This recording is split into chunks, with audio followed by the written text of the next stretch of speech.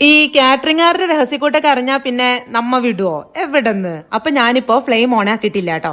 ഒരു 4 table spoon വെളിച്ചെണ്ണ ഒഴിച്ചതിലേക്ക് 1 table spoon മല്ലിപ്പൊടി, 1.5 table spoon chicken masala, 2 table spoon Kashmiri മുളക് പൊടി, 1 ടീസ്പൂൺ മഞ്ഞൾപ്പൊടി, 1/2 ടീസ്പൂൺ കുരുമുളക് പൊടി.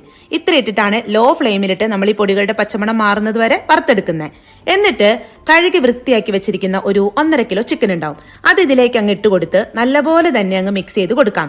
ഇടയിൽ ഇതിലേക്ക് ആവശ്യമായിട്ടുള്ള ഉപ്പൊക്കെ ഇട്ട് കൊടുത്ത് വീണ്ടും നന്നായി തന്നെ മിക്സ് ചെയ്ത് വെള്ളം ഒന്നും ഒഴിക്കാതെയാണ് നമ്മളിത് അടച്ചു വെച്ച് വേവിച്ചെടുക്കാൻ പോകുന്നത്.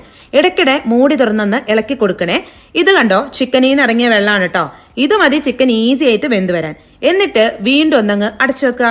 ഒരു 60% കുക്കാവുന്ന സമയത്ത് നമുക്കിതിലേക്ക് 2 വലിയ സവാള കനം കുറച്ചരിഞ്ഞതും, ഒരു വലിയ പീസ് ഇഞ്ചി ചതച്ചതും, ഒരു തുടം വെളുത്തുള്ളി ചതച്ചതും, 3-4 പച്ചമുളക് ചതച്ചതും, വലിയൊരു തക്കാളി അരച്ചെടുത്തതും, ഇത്തിരി കറിവേപ്പിലയും കൂടി ഇട്ട് നല്ലപോലെ മിക്സ് ചെയ്ത് അടച്ചു വെച്ച് ചിക്കൻ നന്നായി വെന്ത് വെള്ളം വറ്റിച്ചെടുത്താല് കാറ്ററിംഗ് സ്പെഷ്യൽ ചിക്കൻ പെരട്ട് റെഡി. അപ്പോ ഉണ്ടാക്കണോ വേണ്ടയോ എന്നൊന്നും ചിന്തിക്കേണ്ട.